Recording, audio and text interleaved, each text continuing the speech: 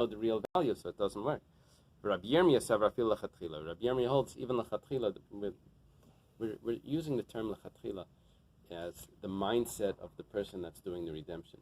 That lechatchila means he thinks that he's doing it correctly. He's thinking that it's lechatchila. He's thinking that he's doing it correctly, and really it's not. So then, Rabbi Yirmiyah would also say that it works, right? Afil lechatchila. Rabbi Yomi says that it only works if you know that the value is not the same and you're doing it anyway. And Rabbi Yirmiyah says it works even if you think the value is the same, right?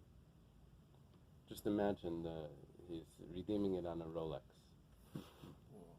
He thinks that the value is the same, but then he finds out it's a fake Rolex. According to Rabbi Yirmiyah, it worked, and according to Rabbi Yomi, it didn't work. Okay. Another teretz over here. What's the machlekes? Leilam leitepach. Don't turn the names around. Rabbi Yochanan really holds that biblically it is redeemed. It's just midrabanan that you need to make it up. The kashlach masnisin elu dvarim. You have a question about the Mishnah of elu dvarim. That Mishnah that we quoted over here, elu dvarim shein lehem einah. Okay. Hekdeshus keder elu dvarim, and hek says hekdeshus. The answer is keder Rav Chisda. Rav Chisda says, ein lehem einah. When the Mishnah says that there's no einah, what does that mean? We thought ein lehem einah means that even if you're overcharged, it's perfectly fine. Just like property. If you pay too much for property, the sale is still good. And we had even like a rationalization. Why? Because if you wait a year, the price will come in or whatever. What does it really mean? Rav Chisda says, Ein lam einah, einam b'teres einah. Doesn't have the halachas of einah. Dafilu pachas mikdei einah chayzer. That even if it's less than a sixth, the sale is invalid. Exactly the opposite. We had this whole question, how could Rish Lakish say that biblically you need to make up the money? We have a Mishnah that says, Ein lehem einah. There's no, I know you can overcharge hektish or undercharge, whatever, it's all the same. Rav Chisda answers, that's not what we meant. Ein lehem einah means that it doesn't have the laws of einah, but every single sale, if it's even the slightest amount of overcharge, it has to be returned or the sale's batal. I don't know what chayzer means. The sale's batal, or it means it needs to be returned. How do they translate chayzer? Must be returned. Constituting it now must be returned. It's not batal. It just needs to be, the value needs to be adjusted. You need to make up that money. Amar Ula. Ula says, La yamru ala b'samoi betray.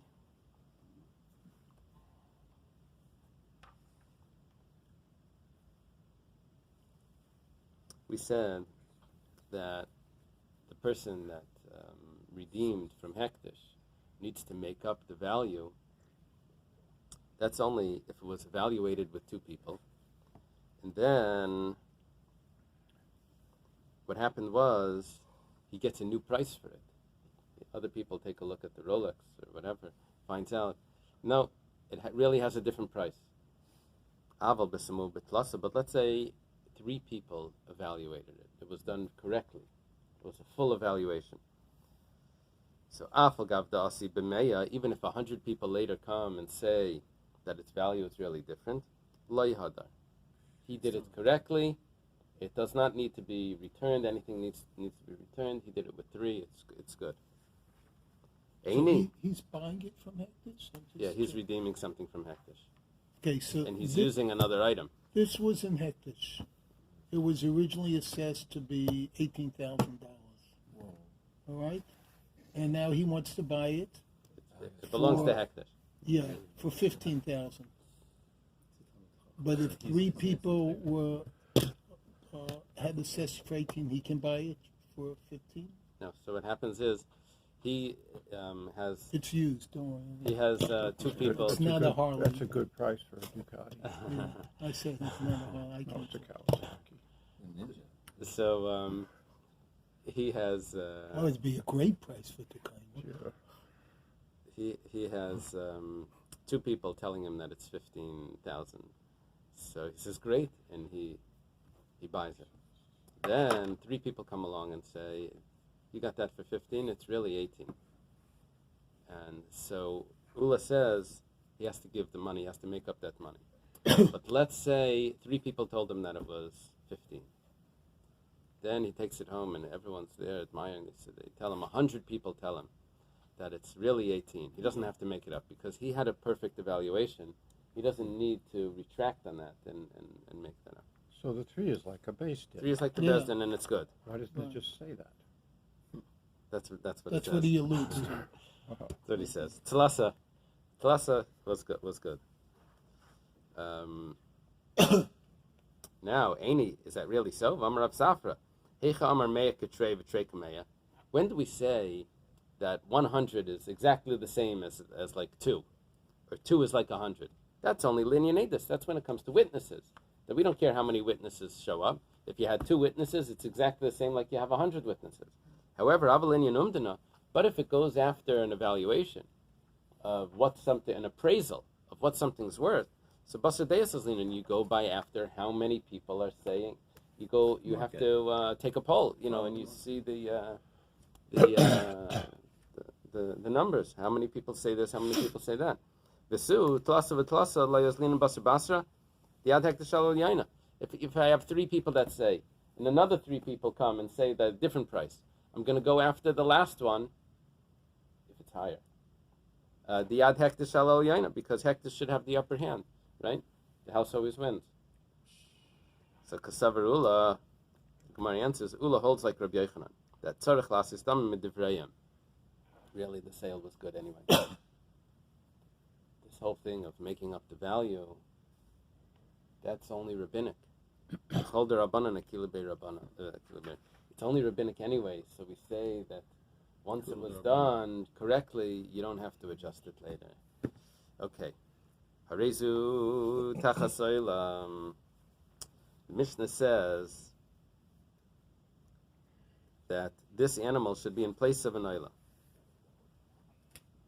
The problem is that there was no oila there. Tachas chatas should be in place of a chatas. So lo yamar klum. That's nothing. Because there was no chatas there was no oila there. But tachas chatas zu, if he says in place of this one, tachas oila zu, in place of this oila, this chatas. So, tachas chatas v'tachas oila sheyesh li babayis. Or even if he says this animal should be in place of a chatas and oila that I own. So it exists. So, hayalai, if he does actually own it. So, dvar of kayam, and then it takes effect. It's considered Temurah. Or if tachas isn't Temurah, then it's not Temurah. So a person says this is in place of an ola, and he has livestock, right? But he doesn't specify exactly which one. It's no good. Yeah, it could be it's no good. Even You have to- over here, the Mishnah seemed like he had to say sheyesh li babayis. Otherwise, the Mishnah would have said tachas oila. So hayalai, the Mishnah would have continued. It said if he has one, but we didn't offer that. We didn't offer that. For granted that there has to be something real out there. Right. And even if but we're adding that even if there is something real, but he wasn't referring to that. So then, Amar al behema tmeya val balasmam harei eluayla. If there was an animal that's a donkey or something, a non-kosher animal, or an animal with a mum, he says that these are an oila. This is layamaklum. That's nothing. We learned already. You can't make an animal that already has a mum prior to its hektish. It doesn't become. But if he says harei elu le'oila, he should be for an oila. So then you machrav yaviv d'me'am oila. What he means to say is that they're going towards an oila, and then he has to sell it and use its money for an oila. Amar Rav Yehuda Amar Rav. Rav Yehuda says in the name of Rav. Today we discussed a big discussion regarding Rabbi Yochanan and two students of Rabbi Yochanan. I don't see Rabbi Yaina here, but Rabbi Yirmiyah is down here. Yeah, Rabbi Yaina. See, Rabbi Yaina is down there. Mishmeid Rabbi Yochanan and Rabbi Yirmiyah Mishmeid Rabbi Yochanan. We discussed Shmuel. Shmuel says that you can redeem intentionally, definitely, even if it's not correct. Now we're going to Rav Yehuda Amarav. Rav Yehuda says the name of Rav. What do we say? That Masnisin Delek Rab Meir. Our Mishnah doesn't fit with Rab Meir. Now, you don't have to remember this because it's already a Masechta ago. But in Erechin, Rab Meir told us that if someone says that he's pledging the Erech of a baby that's under 1 month, so the Chachamim say he didn't say anything. That's nothing because there is no Erech under 1 month. The first price starts at 30 days. But Reb Meir says, if he said it, he's not saying anything in vain. And what he meant was to give the value as a slave. Demei. You switch it for Demei. So here, Rav Yehuda says that our Mishnah cannot fit with Reb Meir. Because the Iker Reb Meir, ein adam moitzi dvar levatala. He would never say something that's meaningless, and we'll have to interpret it that when he says tachas oilar, tachas chatas, we'd have to interpret it that it's referring to a chatas that he knows about. Because he would never say something in vain. That would be Reb Meir's opinion, so our Mishnah doesn't go with Reb Meir.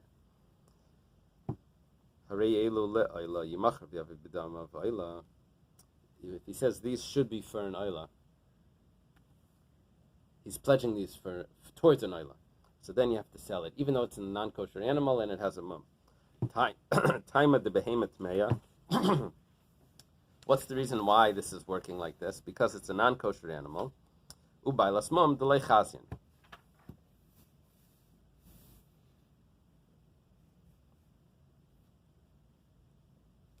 Ubailas mum delay chazin loy bain muma. It's a balas mum already. It doesn't need to get a mum. You see, in the Mishnah we just said that these should be towards an Eila or towards that a non-kosher animal or a animal that has a blemish should be towards an Eila. So we say you sell it. We didn't say you have to wait till it gets a mum.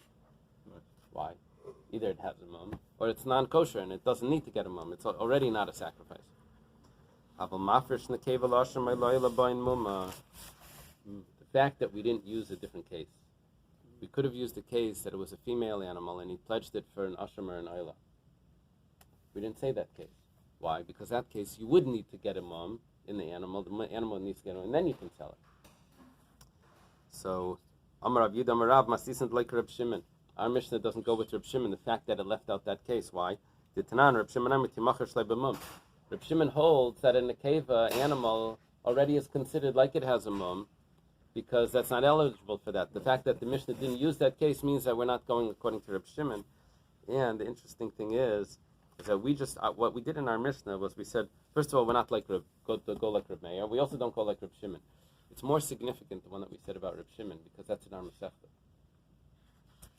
And we have a Stam Mishnah that goes not like Reb Shimon, that tells me that the halach is not like Reb Shimon.